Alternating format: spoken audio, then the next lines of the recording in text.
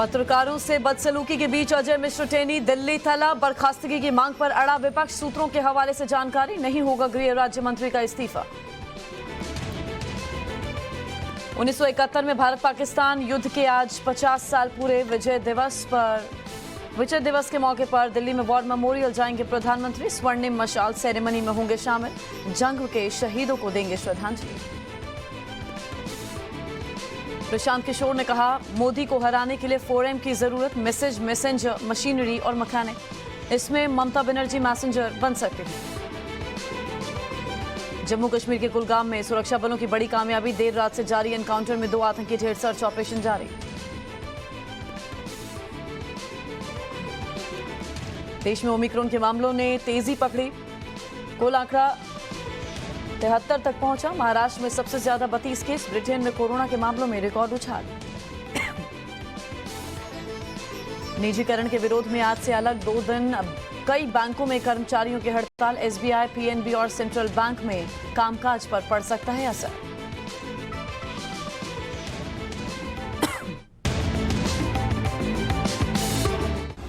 In association with Aqualite footwear, comfort दिखता है Aqualite. मुल्तानी कूका cough syrup, ताकि बदलते मौसम के साथ आप न बदलें। सर्वोकॉन सर्वो वोल्टेज स्टेबलाइजर, रखे सब कंट्रोल में। सर्वोकॉन। नमस्कार, गुड मॉर्निंग। सुबह के 7 बज रहे हैं। आप देख रहे हैं टाइम्स नाउ नव भारत। आपके साथ मैं हूं ज्योत्सना बेदी। जम्मू कश्मीर के कुलगाम में सुरक्षा बलों को बड़ी कामयाबी मिली है। देर रात यहां आतंकियों के साथ एनकाउंटर हुआ। सुरक्षा बलों ने 2 आतंकियों को ढेर कर दिया है। दोनों तरफ से फायरिंग हुई है। लगातार जवानों ने 2 दहशतगर्दों को फायरिंग में ढेर कर दिया। फिलहाल इलाके में सर्च ऑपरेशन अभी भी जारी बताया जा रहा है। मेरे साथ मेरे सहयोगी प्रदीप जुड़ गए। प्रदीप, क्या जानकारी है और एनकाउंटर से जुड़ी? अब देखिए, जैसी देर रात से इनको पता चला कि यहाँ पे आतंकवादी छुपे हुए हैं, तो उसी समय सुरक्षा बलों ने इस इलाके की घेराबंदी कर दी। और जैसे ही घेराबंदी कर रहे थे तो जो आतंकवादी वहाँ छुपे थे, उन्होंने इन पे फायरिंग की। और फायरिंग के दौरान आतंकवादी को ढेर किया गया है। ये लगातार आपने देखा होगा पिछले 5-6 दिनों में ये चौथा एनकाउंटर है, जिसमें कि अभी तक 7 के करीब आतंकवादी मार गिराए हैं। लगातार मुहिम जो चल रही है, ऑपरेशन वाइप आउट चल रहा है आतंकवादियों के खिलाफ, क्योंकि ज्यादा से ज्यादा आतंकवादियों को मार गिराया जाएगा ताकि यहाँ पे अमन और चैन रहे। आतंकवादी भी अपनी प्रेजेंस दिखाने की कोशिश कर रहे हैं। आपने देखा होगा 2 दिन पहले कैसे उन्होंने एक पुलिस गाड़ी को एम्बुश करके 3 पुलिसकर्मियों को शहीद किया था और 11 के करीब उन्होंने वहां पे जख्मी किए थे। और अब ये अभियान जो है बड़े जोर शोर से जारी है ताकि जल्दी से जल्दी इनका पूरी तरह से। बिल्कुल प्रदीप, आप नजर रखिए इस खबर पर। अपडेट के लिए हम वापस लौटेंगे। तो 2 आतंकियों को ढेर कर दिया है। देश दुनिया की बाकी खबरों पर हम नजर डालते हैं। तीनों कृषि कानून वापस होने और अन्नदाता के आंदोलन खत्म करने के बाद आज प्रधानमंत्री नरेंद्र मोदी पहली बार किसानों को संबोधित करेंगे। पीएम मोदी आज गुजरात के आणंद में कृषि और खाद्य प्रसंस्करण पर राष्ट्रीय शिखर सम्मेलन के समापन सत्र के दौरान वीडियो कॉन्फ्रेंस के जरिए किसानों को संबोधित करेंगे। इससे पहले पीएम मोदी ने एक ट्वीट किया। उन्होंने लिखा, सुबह 11 बजे मुझे एक दिलचस्प कार्यक्रम में भाग लेने का अवसर मिलेगा। ये नेशनल कॉन्क्लेव जीरो बजट से होने वाली प्राकृतिक खेती से जुड़ा है। मेरा आग्रह है कि कृषि और उसके स्टार्टअप से जुड़े लोग इस राष्ट्रीय शिखर सम्मेलन का हिस्सा जरूर बने। इस कॉन्क्लेव में प्राकृतिक खेती के विभिन्न पहलुओं के बारे में बताया जाएगा, जिससे हमारे परिश्रमी अन्नदाताओं की आय बढ़ सके। इससे कृषि क्षेत्र में इनोवेटिव तौर तरीकों को भी बढ़ावा मिलेगा। मैं देश भर के किसान भाइयों और बहनों को इस कार्यक्रम से जुड़ने के लिए आमंत्रित करता हूं।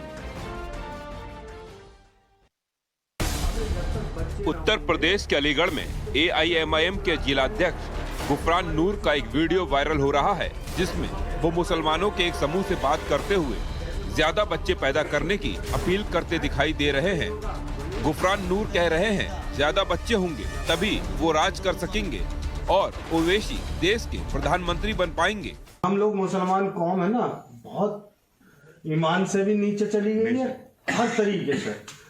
हमारे इस्लाम में लोगों ने कि बच्चे पैदा मत करो, मतलब लोगों ने है कि बच्चे पैदा मत करो, 1 बच्चा 2 बच्चे। अबे जब तक बच्चे ना होंगे तो कैसे हम लोग राज करेंगे? कैसे हमारे ओवैसी साहब प्रधानमंत्री बनेंगे? कैसे शौकत साहब हमारे मुख्यमंत्री बनेंगे? हैं, वोट नहीं होगा। बाद में जब गुफरान नूर से उनकी टिप्पणी के बारे में पूछा गया तो वो अपने बयान पर कायम दिखे। मेरा पर्सनल व्यू थे कि भाई मेरे सदर ओवैसी साहब प्रधानमंत्री बने तो कैसे, इस तरीके की चर्चा चली हुई थी और कोई इसमें गलत बयानबाजी भी नहीं थी, नॉन पॉलिटिकल तक। यूपी में विधानसभा चुनाव से पहले नेताओं के विवादित बोल जारी हैं, जिसमें अब AIMIM के नेता गुफरान नूर का भी नाम जुड़ गया है। तीनों कृषि कानून वापस हो गए हैं। किसानों ने अपना आंदोलन वापस ले लिया है, लेकिन उससे जुड़ी राजनीति खत्म होने का नाम नहीं ले रही है। उत्तर प्रदेश में किसान नेता राकेश टिकैत से जुड़ा एक पोस्टर वायरल हो रहा है, जिस पर सियासत शुरू हो गई है। इस पोस्टर में वो RLD अध्यक्ष जयंत चौधरी और समाजवादी पार्टी के अध्यक्ष अखिलेश यादव के साथ दिखाई दे रहे हैं। पोस्टर पर लिखा है मिशन 2022। इसके नीचे लिखा है हार गया अभिमान, जीत गया किसान, सब याद रखा जाएगा। राकेश टिकैत ने इस पोस्टर पर ऐतराज जताया है। उनका कहना है वो उत्तर प्रदेश विधानसभा चुनाव में किसी पार्टी को सपोर्ट नहीं करेंगे। मेरे तो पूछ कर लगाया नहीं, किसी ने लगा लिया होगा। आपको ऐतराज है क्या? हाँ, मैंने करी, हमने उनको भाई हमारा फोटो मत लगाओ। क्या कहना चाहते हैं उनसे? मना कर देंगे उनको, हमारा फोटो मत लगाओ। यूपी विधानसभा चुनाव से पहले हर राजनीतिक दल खुद को किसानों का हिमायती दिखाने की कोशिश कर रहा है, जिसमें RLD और समाजवादी पार्टी भी पीछे नहीं है। राष्ट्रीय स्वयंसेवक संघ के प्रमुख मोहन भागवत ने मध्य प्रदेश के चित्रकूट में हिंदू एकता महाकुंभ को संबोधित किया। इस दौरान मोहन भागवत ने हिंदू धर्म छोड़ने वालों की घर वापसी का आह्वान किया। उन्होंने कहा, भय ज्यादा दिन तक बांध नहीं सकता, अहंकार से एकता टूटती है। हम लोगों को जोड़ने के लिए काम करेंगे।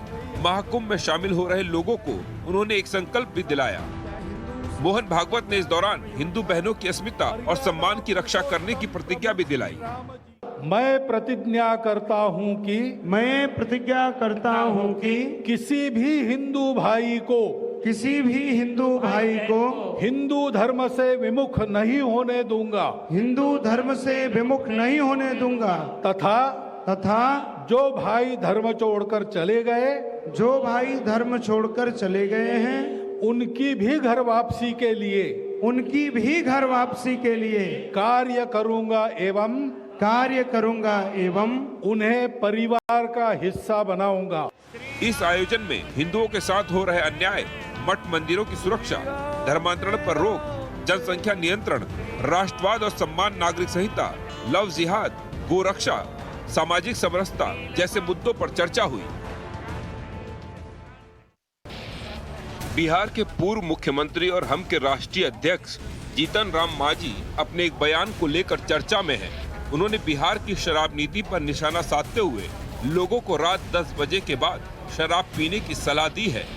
जीतन राम मांझी का कहना है, DM SP से लेकर विधायक और मंत्री सब शराब पीते हैं, उन्हें तो कोई गिरफ्तार नहीं करता। मांझी ने लोगों को सलाह दी, बड़े लोगों की तरह अपने घरों में रात को शराब पिए, किसी को पता नहीं चलेगा। शराब पीकर रोड पर निकलते हैं तो गिरफ्तारी होती है।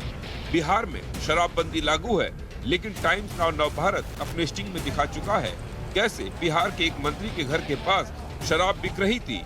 इतना ही नहीं, कुछ दिन पहले बिहार विधानसभा की पार्किंग और पुलिस लाइन में शराब की खाली बोतलें मिली थी। ऐसे में विपक्ष लगातार बिहार में शराबबंदी को लेकर सवाल खड़े कर रहा है। उत्तराखंड विधानसभा चुनाव को लेकर कांग्रेस ने कमर कस ली है। राहुल गांधी आज देहरादून में हुंकार भरेंगे। राहुल देहरादून में उत्तराखंड विजय सम्मान रैली के जरिए कांग्रेस के चुनावी अभियान का आगाज करेंगे। कांग्रेस ने इस रैली को 1971 में बांग्लादेश के युद्ध में पाकिस्तान पर मिली जीत के 50 साल का जश्न मनाने के लिए रखा है, जिसमें खासकर उस युद्ध के शहीद सैनिकों के परिजन और युद्ध के नायकों को सम्मानित किया जाएगा। राहुल गांधी देहरादून के परेड ग्राउंड में रैली करेंगे। इसके लिए यातायात पुलिस ने शहर के विभिन्न रूट में बदलाव किया है। रैली के मद्देनजर और इसके चारों ओर 0 जोन रहेगा। जनता से अपील की गई है वो वैकल्पिक मार्गों का प्रयोग करें ताकि उन्हें कोई परेशानी न हो। विक्रम और सिटी बसों के रूट भी बदले गए हैं। साथ ही रैली में आने वाले वाहनों के लिए पार्किंग स्थल भी चिन्हित किए गए हैं। यूपी विधानसभा के शीतकालीन सत्र की शुरुआत कल से हो रही है। आज विधानसभा में चालू वित्तीय वर्ष का दूसरा अनुपूरक बजट और 2022-23 के लिए लेखानुदान पेश किया जाएगा। आज औपचारिक कार्यों के साथ अध्यादेशों, अधिसूचनाओं और नियमों को सदन के पटल पर रखा जाएगा। इसी बीच 11 बजे अनुपूरक बजट और लेखानुदान को पेश किया जाएगा। बताया जा रहा है जुलाई तक के लिए जारी होने वाला ये लेखानुदान लगभग 1.25 करोड़ रुपए का हो सकता है। 17 दिसंबर को अनुपूरक बजट पर चर्चा होगी। इससे पहले कल विधानसभा के शीतकालीन सत्र के पहले दिन जोरदार हंगामा देखने को मिला। लखीमपुर हिंसा पर एसआईटी रिपोर्ट पर जमकर हंगामा हुआ। कांग्रेस और समाजवादी पार्टी के विधायक केंद्रीय गृह राज्य मंत्री अजय मिश्र के इस्तीफे को लेकर धरने पर बैठ गए। यूपी में अगले साल विधानसभा चुनाव है, जिसके लिए काफी कम दिन बचे हैं। ऐसे में माना जा रहा है कि ये 17वीं विधानसभा का आखिरी सत्र हो सकता है।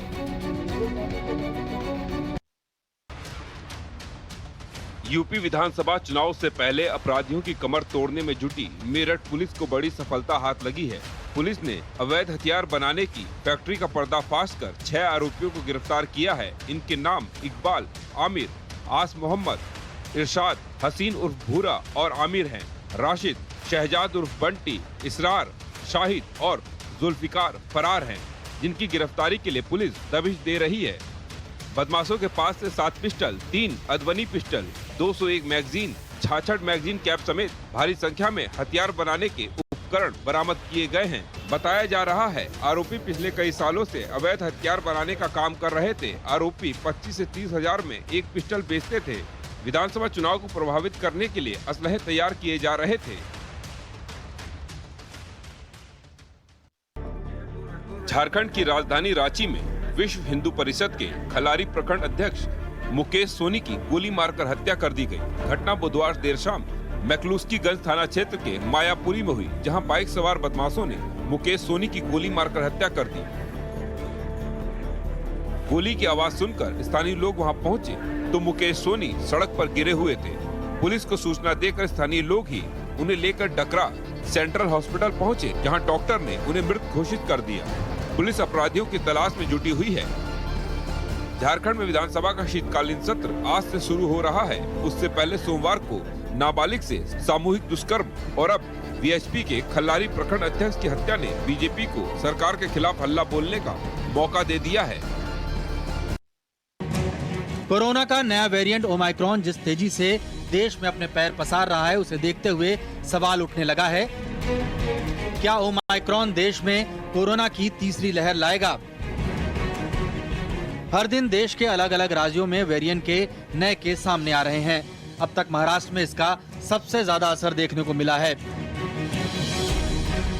महाराष्ट्र में इस वेरिएंट के 32 केस सामने आ चुके हैं, जिनमें 2 मरीज उस्मानाबाद, 1 मुंबई और 1 बुल्ढाना में सामने आए हैं।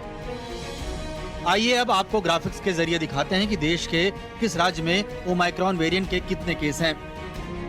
महाराष्ट्र में सबसे ज्यादा 32, राजस्थान में 17, दिल्ली में 6, केरल में 5, गुजरात में 4, कर्नाटक में 3, तेलंगाना में 2, तमिलनाडु में 1, पश्चिम बंगाल में 1 और आंध्र प्रदेश में वेरिएंट का 1 केस दर्ज किया गया है।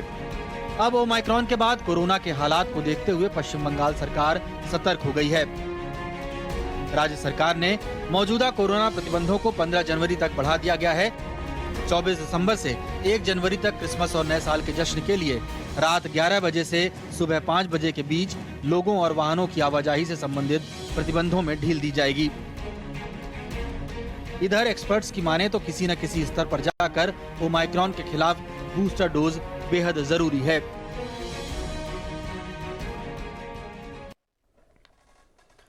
प्रधानमंत्री आज कृषि कानून वापस लिए जाने के बाद पहली बार किसानों को संबोधित करने वाले हैं। पीएम मोदी गुजरात के आणंद में कृषि और खाद्य प्रसंस्करण पर राष्ट्रीय शिखर सम्मेलन के समापन सत्र के दौरान वीडियो कॉन्फ्रेंसिंग के माध्यम से किसानों को संबोधित करेंगे।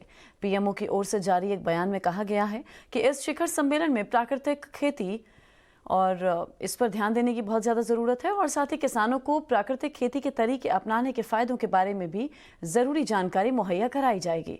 प्रधानमंत्री ने ट्वीट कर जानकारी दी है कि सुबह 11 बजे मुझे एक दिलचस्प कार्यक्रम में भाग लेने का अवसर मिलेगा। ये नेशनल कॉन्क्लेव 0 बजट से होने वाली प्राकृतिक खेती से जुड़ा है। मेरा आग्रह है मेरा आग्रह है कि कृषि और उसके स्टार्टअप से जुड़े लोग इस राष्ट्रीय शिखर सम्मेलन का हिस्सा जरूर बने। तो आज सम्मेलन के समापन सत्र में प्रधानमंत्री का संबोधन होगा। वीडियो कॉन्फ्रेंसिंग के जरिए प्रधानमंत्री जुड़ने वाले हैं। 3 कृषि कानूनों की वापसी के बाद आज पहला किसानों को संबोधन प्रधानमंत्री करने जा रहे हैं। कृषि फूड प्रोसेसिंग सम्मेलन को संबोधित करेंगे।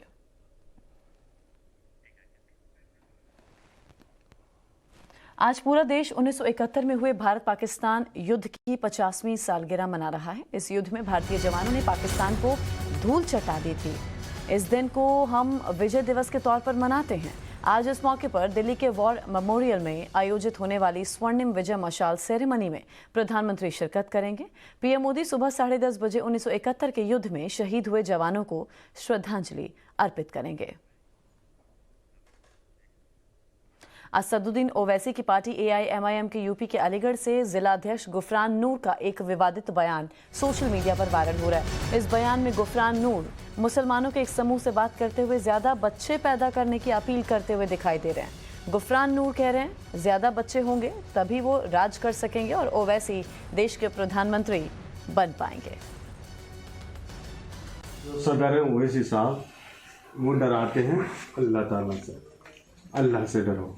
और जब इनकी स्पीच शुरू होती है सपा बसपा कांग्रेस वालों की, ये डराते भाजपा से, इंसानों से। पहले तो यही फर्क कर लीजिए। अच्छा, हम लोग मुसलमान कौम है ना, बहुत ईमान से भी नीचे चली गई है हर तरीके से।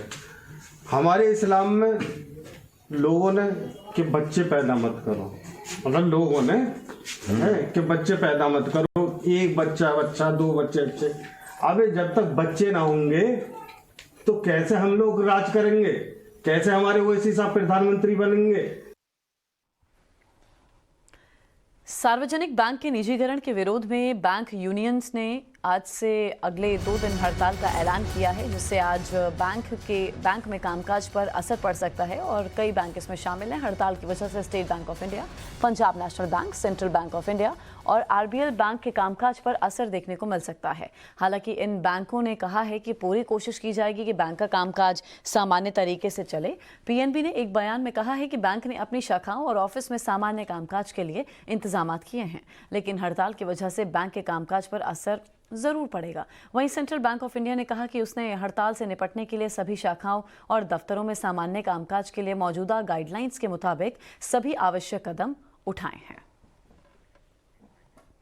ओमिक्रॉन के अभी भले ही अलग अलग राज्यों में 1-2 केस सामने आ रहे हों, लेकिन जिस तेजी से इसके मामले बढ़ रहे हैं वो रफ्तार डराने वाली है। अब तक 77 देशों तक ये फैल चुका है। 73 केस सामने आ चुके हैं अपने देश से। वेरिएंट का सबसे ज्यादा खतरा जो है वो महाराष्ट्र में देखने को मिल रहा है। वहां तेजी से इन मामलों में बढ़ोतरी हो रही है।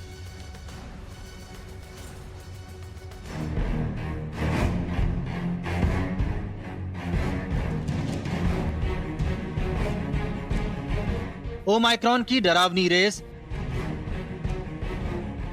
देश में 71 के पार कुल केस।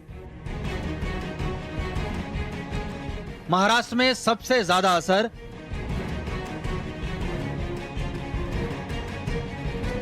ओमाइक्रॉन लाएगा तीसरी लहर। कोरोना का नया वेरिएंट ओमाइक्रॉन जिस तेजी से देश में अपने पैर पसार रहा है, उसे देखते हुए सवाल उठने लगा है, क्या ओमाइक्रॉन देश में कोरोना की तीसरी लहर लाएगा? हर दिन देश के अलग अलग राज्यों में वेरिएंट के नए केस सामने आ रहे हैं। अब तक महाराष्ट्र में इसका सबसे ज्यादा असर देखने को मिला है। महाराष्ट्र में इस वेरिएंट के 32 केस सामने आ चुके हैं, जिनमें 2 मरीज उस्मानाबाद, 1 मुंबई और 1 बुल्ढाना में सामने आए हैं। आइए अब आपको ग्राफिक्स के जरिए दिखाते हैं कि देश के किस राज्य में ओमाइक्रॉन वेरिएंट के कितने केस हैं। महाराष्ट्र में सबसे ज्यादा 32, राजस्थान में 17, दिल्ली में 6, केरल में 5, गुजरात में 4, कर्नाटक में 3, तेलंगाना में 2, तमिलनाडु में 1, पश्चिम बंगाल में 1 और आंध्र प्रदेश में वेरिएंट का 1 केस दर्ज किया गया है। अब ओमाइक्रॉन के बाद कोरोना के हालात को देखते हुए पश्चिम बंगाल सरकार सतर्क हो गई है। राज्य सरकार ने मौजूदा कोरोना प्रतिबंधों को 15 जनवरी तक बढ़ा दिया गया है। 24 दिसंबर से 1 जनवरी तक क्रिसमस और नए साल के जश्न के लिए रात 11 बजे से सुबह 5 बजे के बीच लोगों और वाहनों की आवाजाही से संबंधित प्रतिबंधों में ढील दी जाएगी। इधर एक्सपर्ट्स की माने तो किसी न किसी स्तर पर जाकर ओमाइक्रॉन के खिलाफ बूस्टर डोज बेहद जरूरी है। I think it's a very important aspect. And nobody should be discussing a booster at this time by saying as a debate. Booster is not an issue on taking sides. No, we should not. Yes, we should. Booster is be recognized for every vaccination of throughout our lives. And the booster is going to be needed at some stage. The real question is, when is the right stage? When is the right time? For who should a booster be given? And therefore keeping it within the realms of evidence and vaccine equity. That's the whole issue around it. But I would say that this is a time when variants are around the corner, and these vicious variants which are bypassing immunity, there's clear evidence from the West which tells us that if booster is given, we are better protected against this variant. उधर Britain में corona के मामलों में अचानक record उछाल आया है। यहां बुधवार के दिन 24 घंटे में कोरोना के रिकॉर्ड 78,610 केस दर्ज किए गए हैं। यह आंकड़ा महामारी की शुरुआत के बाद से सबसे ज्यादा है। ब्रिटेन में मेडिकल एक्सपर्ट्स के मुताबिक आने वाले दिनों में केस और बढ़ने की आशंका है। ऐसा तब है जब 67 मिलियन की आबादी वाले देश में 25 मिलियन लोगों को बूस्टर डोज लग चुकी है। ऐसे में सवाल है कि क्या ओमाइक्रॉन के खिलाफ बूस्टर डोज कारगर साबित होगी। हालांकि ब्रिटेन में अचानक बढ़े मामलों के पीछे ओमाइक्रॉन वेरिएंट ही है, इसकी पुष्टि होना अभी बाकी है। बहरहाल मौजूदा वक्त में एक्सपर्ट की सलाह यही है कि कोविड एप्रोप्रिएट बिहेवियर का पालन करें, मास्क पहनें, दूरी का ध्यान रखें और वक्त आने पर वैक्सीन जरूर लें, क्योंकि जरा सी लापरवाही कहीं तीसरी लहर को न्योता न दे दे। Bureau report, times now, Navbharat. बिल्कुल, तो कोरोना प्रोटोकॉल का आपको पालन करना है, क्योंकि इस संक्रमण से बचाव आपके द्वारा बरती गई सावधानी है। और साथ ही वैक्सीनेशन अगर अभी तक आपने अपना नहीं करवाया है तो वो जरूर कराएं। छोटा सा ब्रेक, लौट रहे हैं जल्द, आप रहिए हमारे साथ।